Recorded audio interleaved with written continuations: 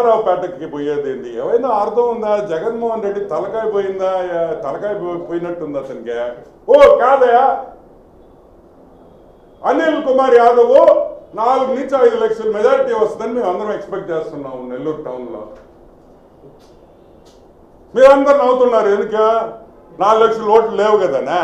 ఓ మిగతా వాళ్ళు అందరూ వేస్తారయ్యా. వైజాగ్ కోడు అందరూ వచ్చేసి అంతా మొత్తం ఈరికే 4 లక్షల ఓట్లు. నేను అడిగేది, బ్రహ్మాండంగా చేశాడు, ఆయన పొగిడారు అందరూ. ఆ పోలవరం డైలాగ్ ఏందా? 0.5%, 10%, 30%, 80% చేస్తాం, మేము చేస్తాం, చేసి చూపిస్తాం అనిన వ్యక్తి ఈరోజు నెల్లూరు టౌన్ నుంచి మారుస్తున్నారంటే ఎంత సిగ్గుచేటు అని అడుగుతున్నారు. అంటే మేము చెప్పింది కరెక్ట్.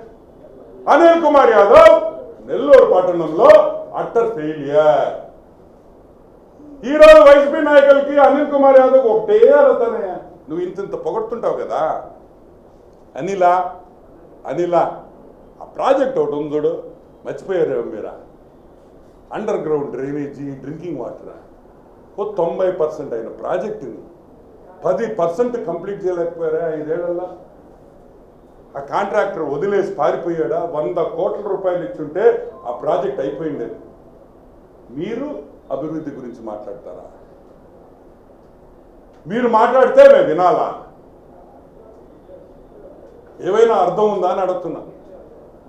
మేమైతే నెల్లూరు పట్టణ ప్రజలు తరపున నేను అడిగేది ఒకటే, జగన్మోహన్ రెడ్డిని, అనిల్ ఇక్కడి నుంచి షిఫ్ట్ చేసేదానికి లేదు, మేము ఒప్పుకోం.